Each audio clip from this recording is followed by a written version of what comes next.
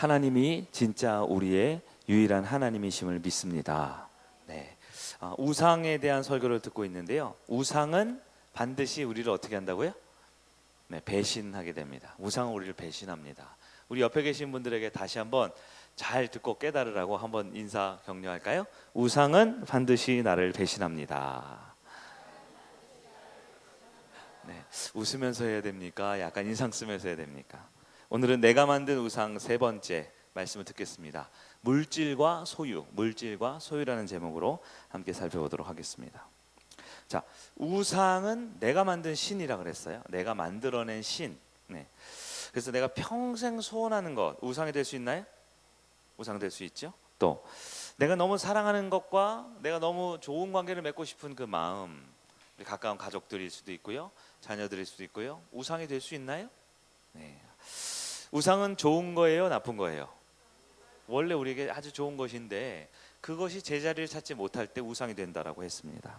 그런데 여러분, 하나님보다 더 사랑하는 것 여러분 가운데 있다면, 하나님보다 더 신뢰하고 믿는 것 여러분 가운데 있다면, 하나님보다 더 따르고 순종하고 매여 사는 것 여러분 가운데 있다라면 오늘 말씀을 통해 한번 점검해 보기를 원합니다. 자, 자신에게 보이지 않는 우상에 대해서 오늘 설교를 하려고 해요. 네, 자신에게 잘 보이지 않는 우상입니다. 평생 소원은 늘 눈앞에 보이진 않지만 늘 우리는 보고 살아요. 평생 소원이니까요. 소중한 사람, 사랑하는 관계 우리가 눈앞에 보일 수 있어요. 만져지고 우리가 형상화할 수 있어요. 근데 오늘 우리가 다룰 세 번째 이 우상은요, 잘 보이지 않습니다. 그리고 심지어 자기가 잘 몰라요. 그래서 이 설교를 할 때 많은 사람들이 그렇지 그거 우상이지 하면서 자기가 우상 숭배하는 걸 잘 인지를 못합니다. 제가 오늘 설교를 할 텐데요, 언제까지 할 거냐면 내가 우상 숭배자인 걸 고백할 때까지 할 겁니다.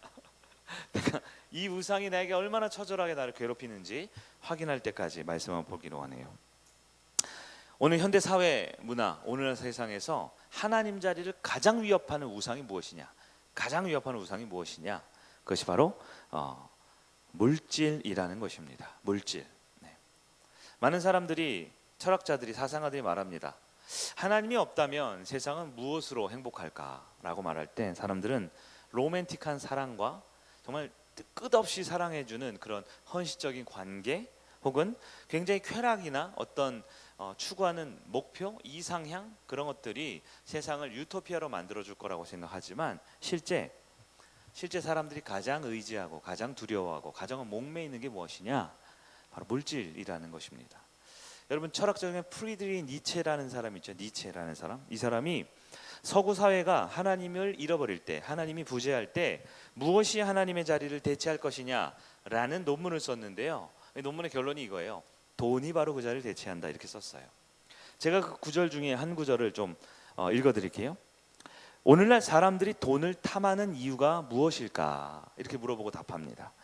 무언가 부족해서가 아니다. 이미 생존은 위험하지 않은 지 오래되었다. 그러나 사람들은 재산이 더 빨리 불어나는 속도가 더뎌질 때 조바심을 느끼기 시작하고, 돈이 하나 둘 쌓여져 가는 것에 대해서 동경과 애착의 마음을 갖고 살아가는 것이 현대인들의 특징이다. 돈만 있으면 권력도 쾌락도 명예도 가질 수 있다라고 생각하기 때문이다, 이렇게 말을 했대요. 여러분 어땠어요? 이게 거의 몇십 년 전 이야기인데요. 여러분 어떻게 동의가 되십니까?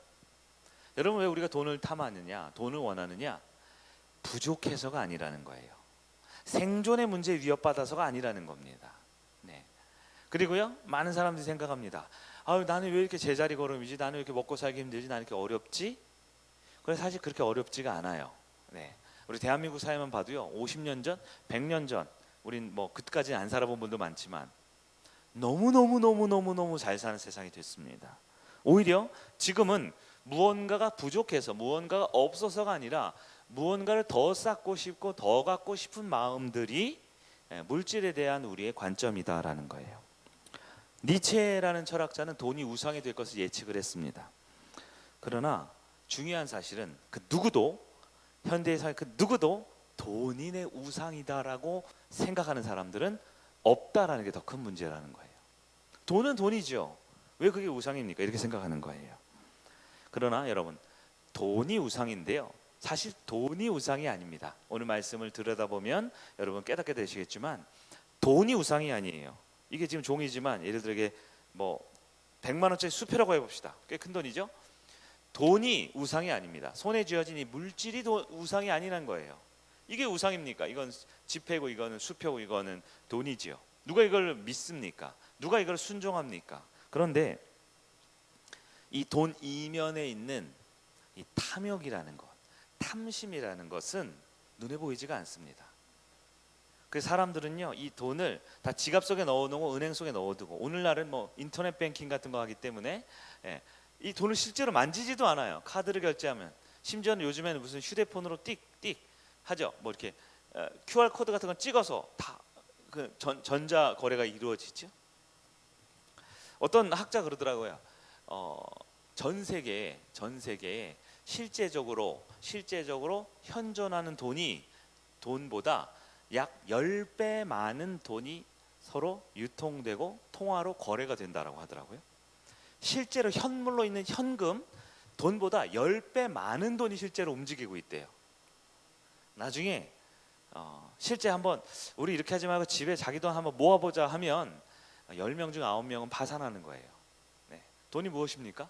돈이라는 것은 이미 그 물질적인 영역의 세계를 실제 오늘날 우리 사회에서 떠난 지 오래입니다. 돈이 무엇입니까? 지폐가 아닌 지 오래됐죠. 여러분 통장에 동그라미 찍힌 것도 요즘에는 안 중요해졌습니다. 네.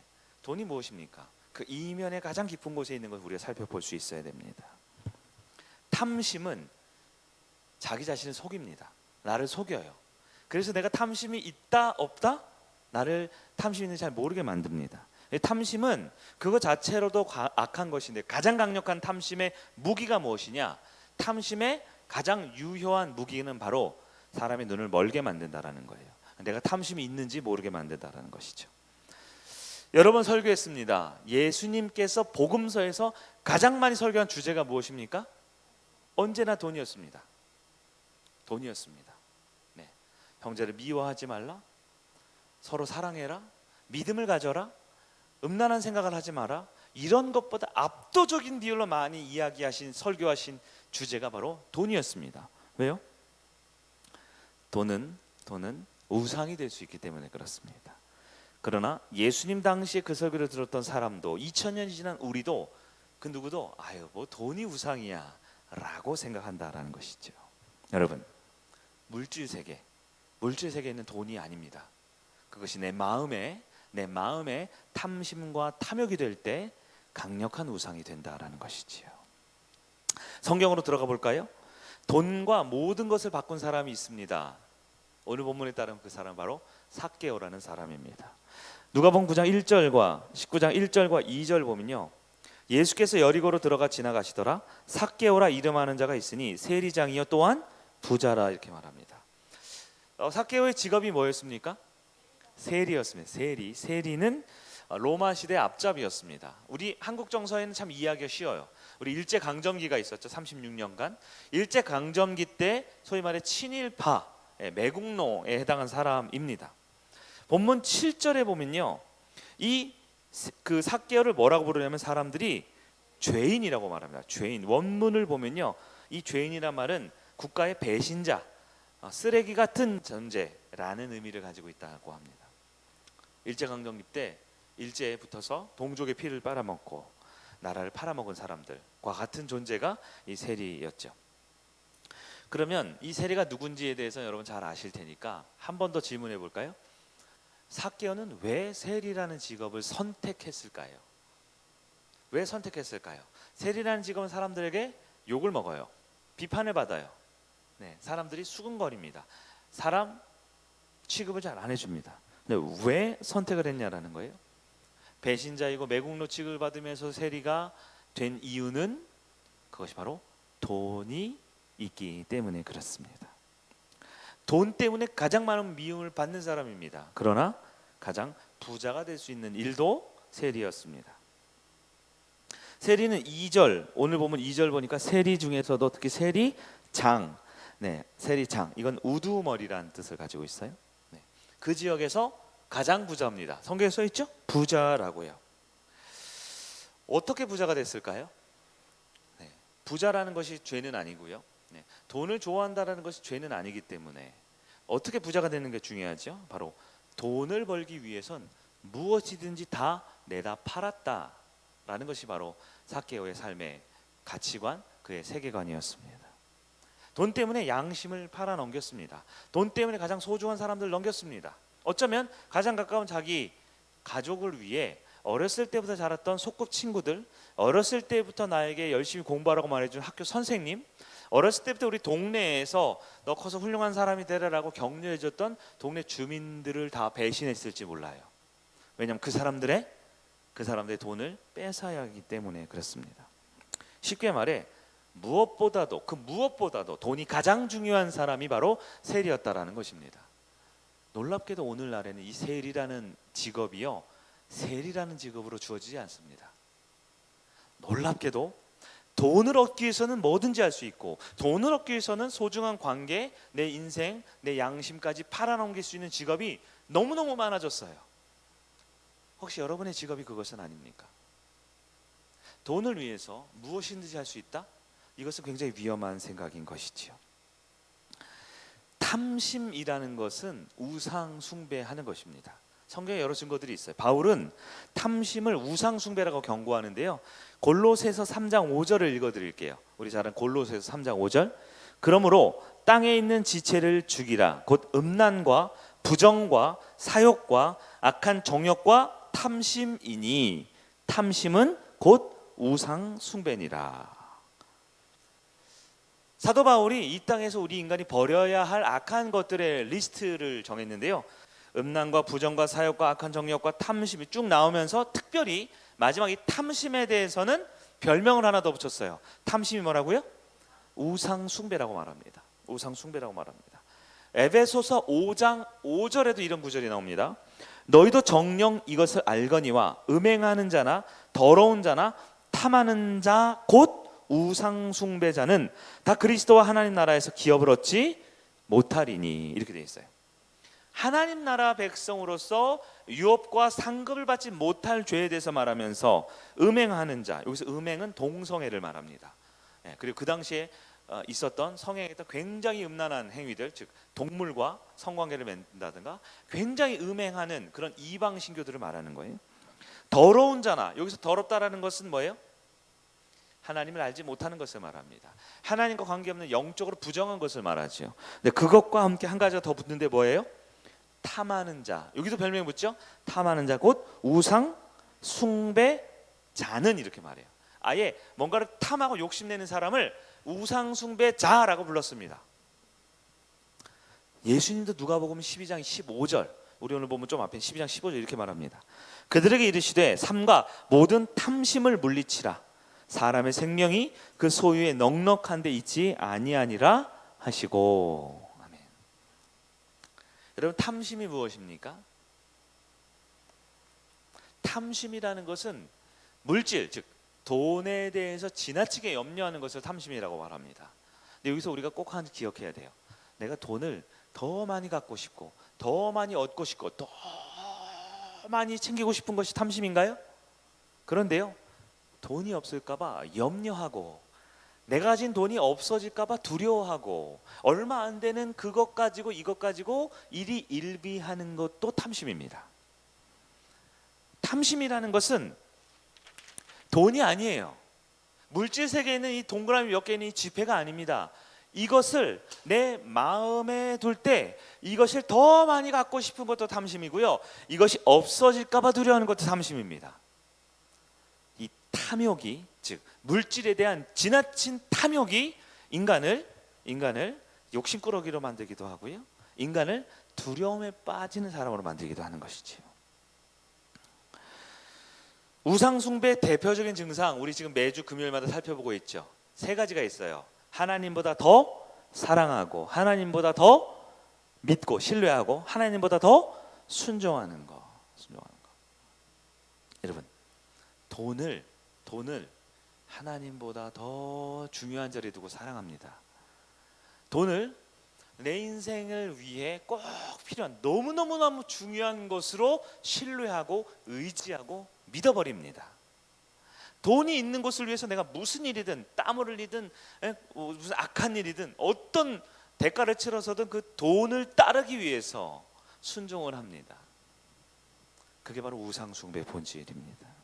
그런데요, 돈이 많던 돈이 적던 돈을 간절히 원하던 돈 때문에 없어질까 봐 두려워하던 이 돈과 관련된 탐욕에 근거한 것은요, 우리를 돈에 무엇으로 만들까요? 종으로 만들어 버리는 거예요. 돈이 많으면 그렇게 좋고 돈이 없으면 그렇게 불안한데요, 실제로는 많고 적고를 떠나서 그 사람의 마음속엔 늘 돈에 끌려갑니다. 그래서 울고 웃고 괴로워하고 나중에는 좌절하는 거죠. 여러분, 실망과 좌절을 구분할 줄 아시죠? 실망은 대체할 것이 있는 고통이지요. 네, 대체할 것이 있는, 대안이 있는 고통이라 그랬어요. 근데 좌절은요, 그게 최종적인 궁극적인 목표이기 때문에 그것을 잃으면 사람이 무너지고 쓰러지고 심지어 생명까지도 끊어버린다라는 것이죠. 여러분, 돈은 여러분에게 도구입니까? 우상입니까? 오늘 잘 정하셔야 돼요. 될 때까지 하려니까, 새벽까지. 돈은 여러분이 하나님을 사랑하고 내게 속한 이웃을 사랑하는 도구입니까? 아니면 그것 자체가 나를 어떻게 해줄 것 같은 신이 되어버렸습니까? 다시요.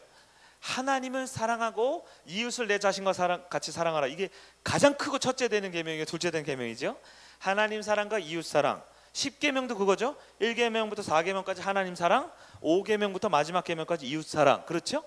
주기도문도 그렇죠. 하나님을 먼저 사랑하며 기도하는 것과 나 자신과 이웃을 위해 기도하는 것, 그것이 있죠. 모든 하나님의 계명은 마찬가지입니다. 하나님을 먼저 사랑하고 이웃을 사랑하는 것. 사도신경, 주기도문, 모든 신앙의 원리가 그래요. 우리가 지식에도 두 가지가 있죠. 하나님을 아는 지식과 인간을 아는 지식. 왜 알아요? 사랑하기 위해서. 그런데 그렇게 사랑할 게 많아요. 우리가 하나님도 사랑해야 되고 이웃도 사랑해야 되고 교회도 사랑해야 되고, 네. 사랑하고 섬겨야 될 많은 것을 위해 돈을 아주 유용한 도구로 쓰시겠습니까? 아니면 돈을 위해서 이 모든 것들을 희생하면서까지 그 돈을 위해 사시겠습니까? 돈이 가장 위험한 이유는요, 이 물질이 우상에 대한 위험한 이유는 내가 그런지 모르고 있다라는 거예요. 옆에 계신 분이 혹시 그러고 있으면 여러분 좀 알려주세요. 너 맞아. 알려주셔야 돼요. 끝까지 자기를 인정하지 않는 많은 사람들이 있다라는 거예요. 여러분, 구원 얘기를 해보겠습니다. 여러분, 구원은 무엇으로 받습니까? 네, 은혜로 구원을 받습니다. 네, 믿음으로 구원받는다는 건 맞지만 믿음이라는 것은 나중에 설명을 할게요. 기회 되면. 믿음이 뭐예요? 믿음은 내가 믿는 게 믿음이 아니고요, 예수님이 신실하시다라는 게 믿음이에요. 네? 내가 예수님을 믿어서 구원받는다라는 건요, 내가 예수님을 이만큼 믿어가지고 구원받는 게 아니고요, 나의 형편없음에도 불구하고 예수님이 신실하게 그 일을 하시는 분이기 때문에 우리에게 믿음이 주어지는 겁니다. 다시 돌아오면 우리가 구원받습니다. 무엇으로 구원받아요? 은혜죠. 은혜가 우리가 믿어지니까 구원받는 겁니다. 자, 은혜로 구원받습니다. 누가복음 19장 3절부터 볼까요? 3절부터 보면 사람들이 삭개오를 좋아할까요? 싫어할까요? 3절 봅시다. 그가 예수께서 어떠한 사람인가 하여 보고자 하되 키가 작고 사람이 많아 할 수 없어. 키가 작을 수는 있지만 사람이 많은데 왜 할 수 없을까요? 보통 키가 작으면 배려해 주면 되잖아요. 네? 키가 작은 사람 앞에, 키가 큰 사람 뒤에. 우리 사진 찍을 때도 그러잖아요. 맞죠? 이것은 인류 보편적인 상식인데 키가 작은데 왜 못 갑니까? 사람들이 안 비켜주는 거예요. 4절입니다. 앞으로 달려가서 보기 위하여 돌 무화과 나무에 올라가니, 옛날 성경에는 무슨 나무? 뽕나무라는 것은 없습니다. 돌 무화과 나무입니다. 네. 이는 예수께서 그리로 지나가게 되밀어라. 예수께서 그곳에서 이르사 쳐다보시고 이르시되 삭개오야 속히 내려오라. 내가 오늘 내 집에 유하여 하겠다 하시니, 이렇게 말씀합니다. 자, 사람들은 삭개오를 무시합니다. 경멸합니다. 왜 무시하고 경멸했을까요? 삭개오가 돈 때문에 모든 것을 배신한 우상 숭배자였기 때문에 그렇습니다. 그래서 삭개오는 나무에 올라갈 수밖에 없었어요. 여기서 우리는 힌트를 드릴게요. 네, 이 본문에 나와 있는 힌트를 드릴게요. 삭개오는 돈을 위해서 모든 것을 다 팔아넘기는 우상 숭배자였지만 그 옆에 비켜주지 않은 사람들도 사실 다 우상 숭배자들이었어요. 그들도 다 삭개오처럼 노골적이고 삭개오처럼 표면적이고 삭개오처럼 드러내놓고 욕심을 부리지 않았을 뿐 다 우상 숭배자였다라는 거예요. 다시 본문으로 올게요. 삭개오는 그 돌무화과 나무에 올라갔습니다. 왜요? 남들에게 없었던 것이 있었어요. 뭘까요? 예수님을 만나고 싶었습니다. 예수님을 알고 싶었습니다. 여러분, 이게 너무너무 중요한 겁니다. 예수님을 알고 싶은 것. 그래서 예수님이 온 곳에 오시겠는 곳에 나오는 것, 예수님이 은혜를 주시고자 하는 곳을 찾아가는 것, 그것이 사람들이 방해하고 싫어한다 할지라도, 날씨가 비가 오고 밤이 어둑어둑하고 주변 사람들이 싫어하고 반대하고 내 몸이 피곤할지라도 예수님을 나오게 위해 나오게 하는 것, 그게 바로 은혜로 구원받는 사람들의 특징이라는 거예요. 여러분, 그 은혜를 나누셔야 합니다. 나누셔야 돼요. 여러분, 하나님은 절대 허락하지 않은 자를 부르시지 않아요. 삭개오에게 그런 마음을 주신 게 하나님의 은혜였습니다. 하나님의 은혜는 삭개오가 어떤 훌륭한 일을 하고 어떤 삶에 엄청난 변화가 있어서 그를 선택하고 은혜를 주신 게 아니에요. 여전히 죄인 되었을 때에 그리스도께서 그 삭개오에게 찾아가신 것입니다. 예수님은 삭개오에게 말을 거셨습니다. 삭개오야, 내려오너라, 말을 거셨어요. 사람들은요, 저거 우상숭배자라고 손가락질하면서 피했습니다. 예수님 삭개오에게 내가 오늘 너네 집에 가서 밥 좀 먹자라고 말씀하셨어요. 대화 상대뿐만 아니라 식사 상대. 여러분, 세상에 제일 힘든 게 뭔지 아시죠? 싫은 사람과 밥 먹는 겁니다. 싫은 사람과 얼굴 마주보면서 밥 먹는 거예요. 차라리 밥을 안 먹고 말지. 근데 예수님께서 밥을 먹으러 가신다라는 거예요. 주변 사람들이 놀랍니다. 왜요? 보통 사람들은 이런 사람들을 싫어하거든요. 저주하고 거부하고 밀어내거든요. 근데 여러분, 여기에 바로 복음과 은혜의 본질적인 이유가 있습니다. 여러분, 이 사건은 우상 숭배에 대한 삭개오가 변화되는 사건인데요, 본질적인 은혜가 무엇입니까? 예수님은 은혜를 주실 때 어떤 도덕적인 훌륭함이나 신앙적 종교적인 성취를 이루어냈을 때 은혜를 주시는 것이 아니다라는 거예요. 삭개오가 은혜를 받았습니다. 예수님께서 말을 걸어주시고요, 그와 함께 더불어 소통하고 교제하기를 원하셨어요. 왜 그랬을까요? 왜 삭개오가 은혜를 받았습니까? 은혜에는 이유가 없기 때문에 그래요. 다른 어떤 이유도 없기 때문에 그래요. 하나님이 삭개오의 은혜를 주고 싶으셨기 때문에 은혜가 이루어진 것입니다. 여러분, 예수님을 딱 만난 삭개오, 은혜가 무엇인지, 복음이 무엇인지 깨달았을까요? 못 깨달았을까요? 이걸 못 깨달으면 은혜를 받을 자격이 없는 겁니다. 왜요? 은혜는 유일하게 오직 은혜만 주어지는 것이기 때문에 그래요. 많은 사람들이 신앙생활을 하면서 은혜를 깨닫지 못합니다. 왜요? 정말 중요한 이유예요. 은혜, 복음의 반대가 뭐예요? 율법주의와 자기중심적인 의입니다. 자기중심적 의가 들어가면 은혜를 못 받아요. 내가 뭐 한 가지 한 것 때문에 하나님이 주신 은혜를 받을 수가 없습니다. 이걸 하나님 관점으로 보면요, 하나님은 은혜를 주시지 않는 자는 자기 의로 살아가게 놔두십니다. 자기 생각으로 살도록 놔두셔요. 내가 이렇게 잘났어, 내가 이렇게 많이 했어, 내가 이렇게 많은 봉사를 했고, 내가 많은 무언가를 했어 라는 자기 의 때문에 지나가는 죄인과 죽어가는 세상의 쓰레기 같은 존재도 지나가다가 얻어 걸려 은혜를 받아서 변화됐는데요, 자기 의로 가득 찬 사람 절대 은혜를 받지 못했습니다. 변화되지 못하는 거예요. 예수님을 만난 삭개오는요, 어떻게 했을까요? 예수님 자기 집에 초대합니다. 즉시 문을 열고요, 즉시 예수님의 모든 것을 대접합니다. 이게 왜 가능할까요? 여러분 생각해 보세요. 세리장이고 사람들 비난을 받죠. 우리로 따지면 이완용 같은 사람, 친일파의 두목 같은 사람, 누가 우리 집에 온다 그러면 어떻게 해요? 뭐 얻어먹을 거 있어서 왔냐? 너도 내 돈 보고 왔냐? 라고 생각하지 않겠어요? 뭐 예수라는 큰 사람이 온다고? 뭐 그럼 상 좀 차려봐, 나 좀 준비 좀 하고 시간 다 되면 얘기해, 내가 천천히 나갈게. 그러지 않겠습니까? 삭개오는 어떻게 해요? 선발로 달려가서 집안 모든 문을 열고 예수님과 식사 준비를 합니다. 왜 그럴까요? 이것이 바로 은혜의 아주 직접적인 반응인 거예요. 은혜 받으면 이렇게 됩니다. 예수님 영접하고 싶어져요. 주변 사람들과 함께 나누고 싶어지는 것입니다. 누가복음 19장 8절 볼까요? 8절. 삭개오가 서서 주께 여짜오되 주여 보시옵소서 내 소유의 절반을 가난한 자들에게 주겠사오며 만일 누구의 것을 속여 빼앗은 일이 있으면 내 갑절이나 갚겠나이다. 삭개오가 예수님을 만났습니까?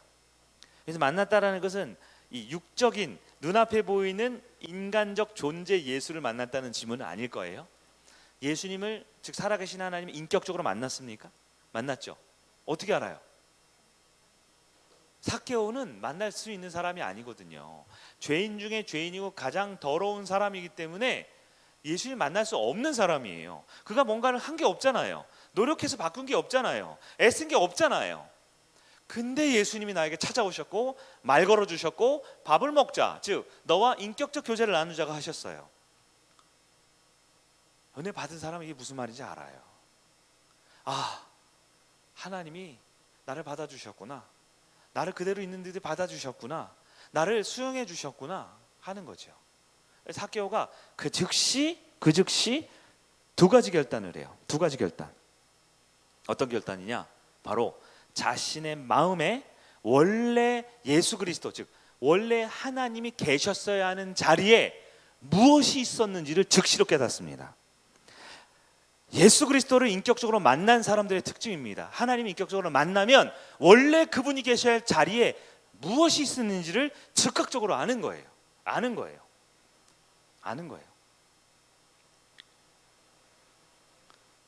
삭개오의 마음에 두 가지 결단을 합니다. 바로 돈이 그 자리에 있었다라는 것을 깨달은 거예요. 예수님은 아무 말씀하지 않으셨지만 삭개오는 예수님이 식사하러 가는 그 자리에 서서 뭐예요? 아직 밥도 안 먹고 아직 뭐도 안 했어요. 그냥 그 자리에 서서 예수님을 만나자마자, 진짜 주인을 만나자마자 바로 결단이 나는 거죠. 두 가지입니다. 첫째는 뭐예요? 내 소유의 절반, 즉 이건 우리를 봤다면 내 소득의 50%를 가난한 자를 위해 구제하겠다라는 겁니다. 여러분, 구약 성경의 규례에 따르면 하나님의 참 백성은 내가 가진 것의 몇 퍼센트를 주님께 드리라고 하셨죠? 10%, 10의 1조를 드리라고 했습니다. 그러면 삭개오도 예수님을 영접하고 구원받았으면 10분의 1을 드리면 되나요? 10분의 1만 드려도 되나요? 되죠. 이것도 삭개오에게 기적적인 일이에요. 왜요? 10분의 1이 아니라 10분의 20을 뺏어와야 되는 사람이잖아요. 분수 잘 해보세요. 이게 가분수예요. 뭐냐면 내가 드려야 되는 것 더 많은 걸 가져와야 되는 사람이죠, 삭개오는. 근데 10의 1을 10%를 드리게 되면 구원받은 하나님의 백성으로 자기의 삶을 의무를 다하는 거죠. 근데 삭개오가 몇 퍼센트를 드려요? 50%를 드려요. 왜 그럴까요? 생각해 보십시오.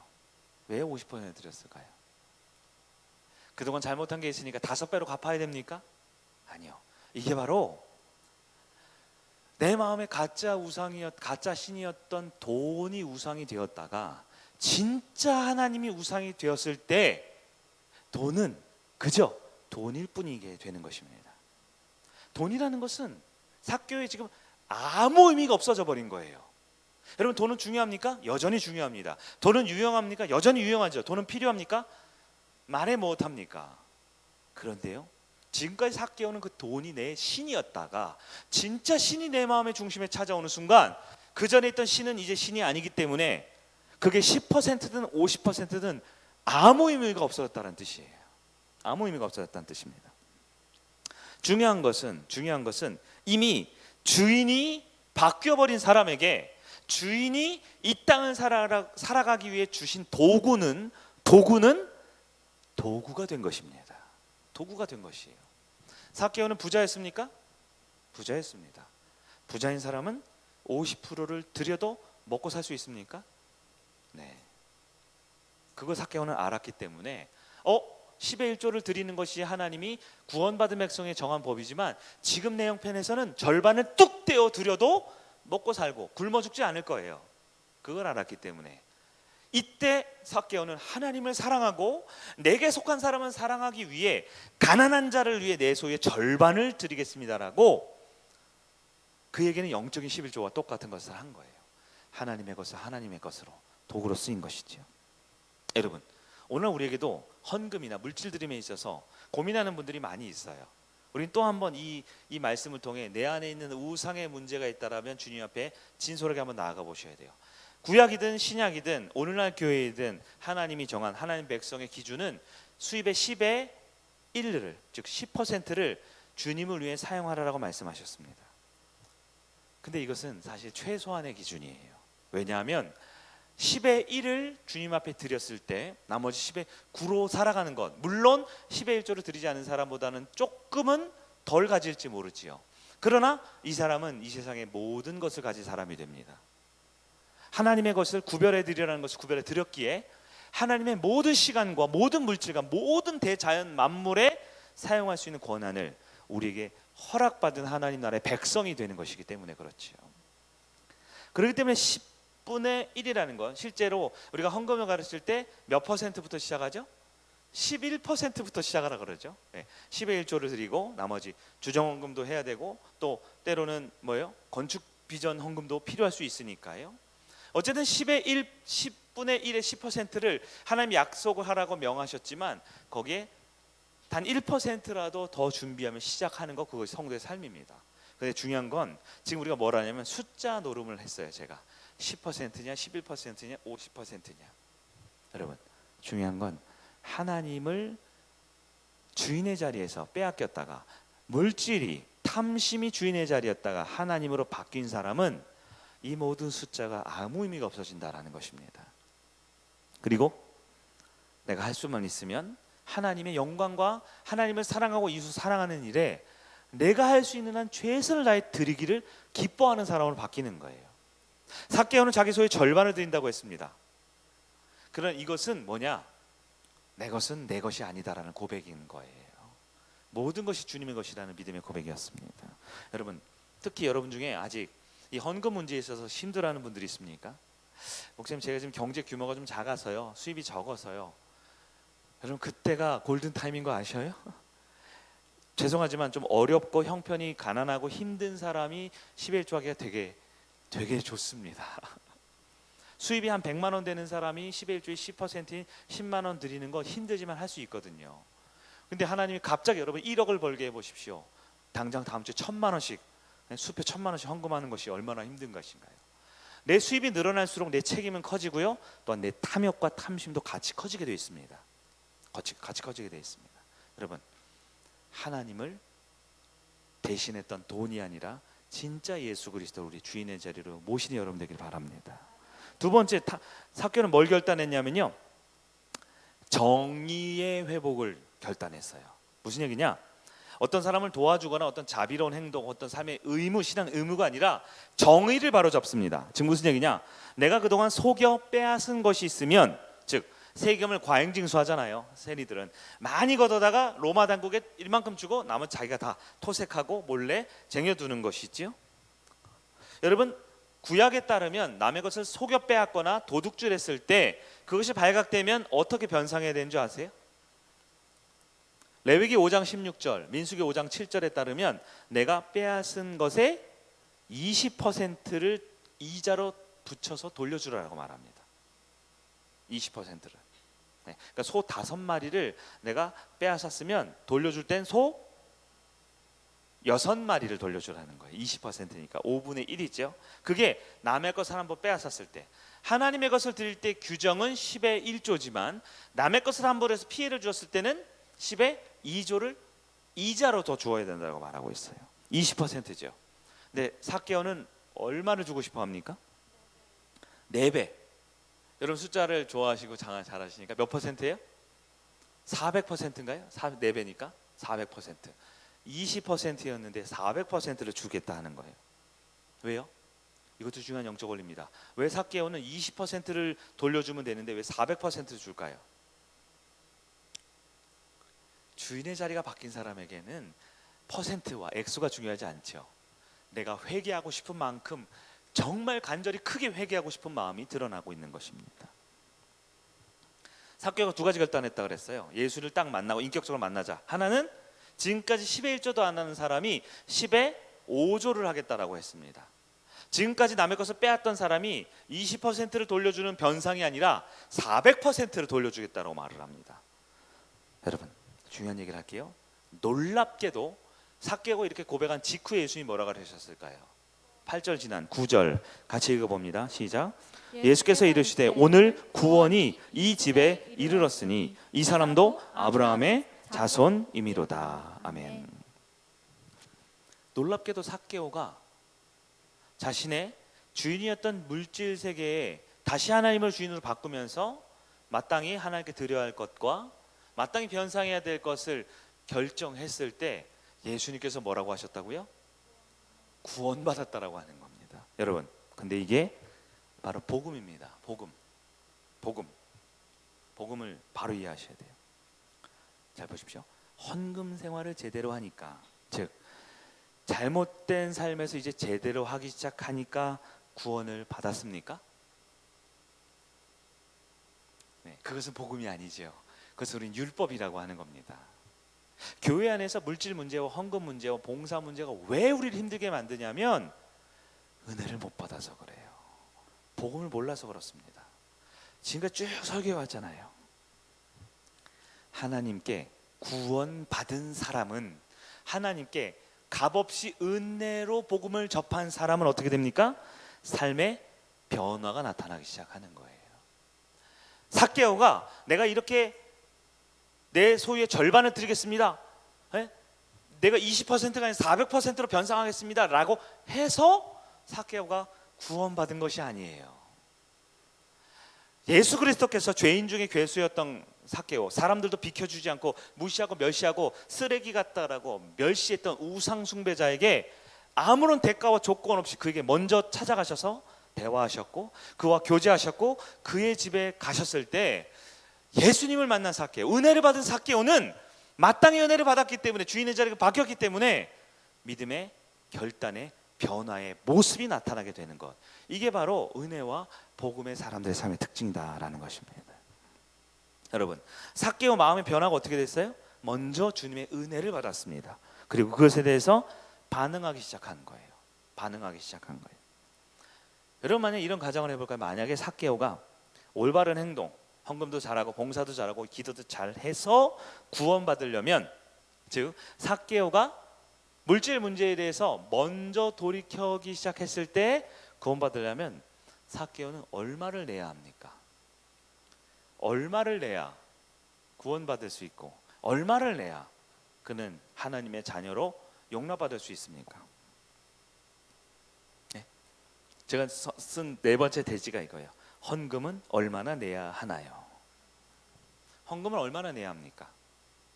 지금까지 이 설교를 한 30분 가까이 들은 여러분들은 아마 이 본문의 의미와 이 말씀의 의미를 곰곰이 생각해 보셔야 할 겁니다. 왜 제가 이렇게 했는 줄 아세요? 실제로 그렇게 물어본 사람이 있었거든요. 아니, 그래서 얼마를 더 내란 말입니까? 라고 말하더라고요. 마음이 아픈 지경을 떠나 거의 좌절에 이를 뻔했어요. 성도의 질문은 무엇입니까? 은혜 받은 사람은 무엇입니까? 네, 은혜를 받았기 때문에, 복음을 받았기 때문에, 구원을 받았기 때문에 내가 어떻게 하면 더 드릴 수 있을까? 내가 얼마를 드릴 수 있을까라고 스스로에게 물어봐야 되죠. 왜 교회에 얼마를 내냐고 물어봅니까? 저는 여러분의 돈에 관심이 없어요. 제 우상 처리하기도 바쁜데, 물질이라는 제 탐욕 처리하기도 바쁜데 여러분의 탐욕에는 조금도 관심이 없어요. 우리 주님도 관심이 없습니다. 여러분이 물질을 얼마를 내고 얼마를 헌금하고 얼마의 경제활동을 하는지 저는 관심이 없어요. 교회도 관심이 없습니다. 다만 여러분의 영혼에는 관심이 있습니다. 여러분이 정말 은혜 받은 사람으로서 살아가고 있는지는 관심이 있어요. 삭개오의 변화가 무엇입니까? 돈이 주인에서 예수가 주인으로 바뀐 것입니다. 그 후에는 어떻게 된 거예요? 단순해요. 돈은 어떻게 됐어요? 우상은 찍어서 다 불태워버려야 된다 그랬어요? 아니라 그랬어요. 우상은 어떻게 합니까? 예수님 발 아래로 강등시키면 된다 그랬잖아요. 왜? 우상은 원래 좋은 거 나쁜 거? 꽤 괜찮은 거거든요. 아주 좋은 것이거든요. 그 좋은 것을 예수님 발 아래로 두는 것이 바로 우상 숭배된 바른 우리의 태도입니다. 삭개오는 돈이 주인이었어요. 근데 예수를 만나니까 진짜 주인을 만났잖아요. 그러니까 예수가 주인이 됐죠. 돈을 어떻게 합니까? 돈은 제자리를 찾아가는 겁니다. 제자를 찾아가는 거예요. 뭐예요? 하나님을 사랑하고 내게 속한 이웃을 사랑하는데 돈을 쓰겠다라는 거예요. 오늘 본문에는 퍼센트가 뭐가 중요합니까? 이미 내 주인이 누군지 아는데요. 때로는 오늘 삭개오처럼 나는 50%는 못 드려, 40%만 드릴 수 있을 것 같아, 20%, 10%, 난 너무너무 지금 내 형편상 1%밖에 못 드려 라고 할지 모릅니다. 그러나 중요한 건 얼마를 드려야 합니까? 라는 말도 안 되는 질문은 성도에게 적합하지 않은 질문이라는 거예요. 어떻게 드릴 수 있을까? 얼마를 드릴 수 있을까? 내가 어떻게 하나님을 사랑하고 내게 속한 공동체를 사랑하고 내 삶에 하나님의 나라를 위해 내가 그것을 잘 활용하고 이용하고 쓸 수 있을까를 고민하게 되는 것, 그것이 바로 제대로 주인의 자리를 찾은 사람의 모습이다라는 것이죠. 예수님이 주인이 되면 돈은 제자를 찾아갑니다. 제자를 찾아갑니다. 여러분, 많은 교회가 이 두 가지 딜레마에 있어요. 많은 성도들이 오해합니다. 이 교회는 하나님을 주인으로 하래, 예수님 주인으로 하래, 그러니까 남은 돈은 다 갖다 바치래 라고 이단들이 쓰는 방법이지요. 절대 그렇지 않습니다. 또 하나는요, 하나님이 주인이고 그러니까 이 돈은 어떻게 해요? 세속적이야. 돈 나쁜 거야. 돈 벌지 마. 돈 나빠. 돈과 멀어져. 돈에 관심이 없어야 돼. 이렇게 말하는 분들도 있어요. 그 좋은 것을 왜 버립니까? 좋은 것을 왜 이렇게 낭비합니까? 여러분, 돈은 무엇입니까? 제자리를 찾아가면 됩니다. 써야 할 곳에 쓰면 됩니다. 주인이 누군지가 중요한 것이지요. 그러나 돈을 사랑한다라는 것, 즉 하나님보다 돈을 더 사랑하는 사람은 더 이상 돈을 사랑하면 안 됩니다. 돈을 사랑하지 않는 게 뭘까요? 잘 활용하는 겁니다. 잘 이용하는 겁니다. 여전히 혹시 11조 헌금 생활에 계산하는 분들이 있습니까? 세금을 떼기 전에 해야 합니까? 세금을 뗀 후에 해야 합니까? 뭐 3.3% 이후에 해야 합니까? 그 전에 해야 합니까? 내가 이번에 무슨 보너스를 받았는데 보너스는 안 해도 되지 않을까요? 내가 뭘 잘했다고 성과급이 들어왔는데 이건 과연 어떻게 됩니까? 너무너무 불쌍해요. 그걸 계산하고 있어요. 왜요? 돈이 신이거든요. 돈이 우상이에요. 그러니까 그걸 계산하고 있어요. 왜 계산하고 있습니까? 계산하지 마세요. 돈은 돈대로 쓸 대로 쓰세요. 맛있는 짜장면도 사 드시고 탕수육도 마음껏 사 드세요. 쓰십시오. 필요한 데 쓰십시오. 누가 주인인지가 중요하지 돈을 가지고 왜 계산하고 힘들어합니까? 여러분, 하나님께 드리라고 한 것이 있으면 드리십시오. 실수하지 마세요. 저희 아들이 이번 주 11조 하나요? 김주환 11조 하나요? 네, 11조 한대요. 많이 합니다. 여기 방송도 찍고 어디 촬영도 갔다 오면 비행기 값도 주고 택시비도 주고 그럽니다. 보통 비행기값 택시비는 저한테 받아가더라고요. 방송국에서 다 주는데 아무튼 모든 수입을 다 모아서 11조를 계산합니다. 이번에 보니까 37만 5,800원을 해야 된대요. 그럼 어떻게 합니까? 계산합니까? 제일 미련하고 답답한 사람이에요. 37만 5천 원이면 물론 정확하게 계산하는 합리적인 소비 습관도 중요합니다. 헌금 생활도. 네. 저희는 그렇게 가르치지 않습니다. 그냥 40만 원 합니다. 그냥 혹시나 할까봐 50만 원 합니다. 헌금 많이 하라는 게 아니에요. 제가 얘기하잖아요. 하나님의 사람들이 하나님을 위해 사랑하고 이웃을 위해 사랑하며 쓸 때 하나님의 복을 주시는지 안 주시는지 보라고요. 이 김주환 10살이에요. 제가 우리 교회 헌금 5번째 아내로 많이 합니다. 5번째 아내를 많이 합니다. 보십시오. 제 아들 잘났다고 잘난 척하는 거 아닙니다. 누가 하나님이 주인인지를 고백하고 살아가면 하나님이 가만히 두지 않습니다. 아빠한테 택시비 받고 방송에 또 받아요. 받을 거 다 받습니다. 가만히 두지 않습니다. 여러분, 그렇게 신앙생활 하세요. 돈을 주인으로 삼지 마세요. 뭘 그렇게 계산하고 따지고 합니까? 주님은 그런 거 기뻐하지 않습니다. 하나님의 것이라고 하면 하나님께 드리십시오. 여러분이 소중한 이웃을 위해 써야겠다 하면 쓰십시오. 어떤 부부가 상담을 하러 왔습니다. 돈 문제로 굉장히 갈등을 심하게 했어요. 부인은 남편을 보고 뭐라 그러냐면 구두쇠라고 합니다. 자린고비라고 불러요. 엄청 아껴대는 거죠. 남편은 부인을 보고 뭐라고 그럽니까? 낭비벽이 심하다고 합니다. 누가 문제가 있는 거예요? 돈을 아끼고 10원 한 장 안 쓰는 남편, 혹은 있는 대로 그냥 다 퍼주고 다 쓰는 부인, 누가 맞습니까? 둘 다 우상 숭배자일 가능성이 아주 높습니다. 아주 높아요. 왜요? 나 자신을 위해 내 탐욕과 내 불안과 내 두려움 때문에 전혀 안 쓰는 사람도 탐심의 탐욕의 우상 숭배자예요.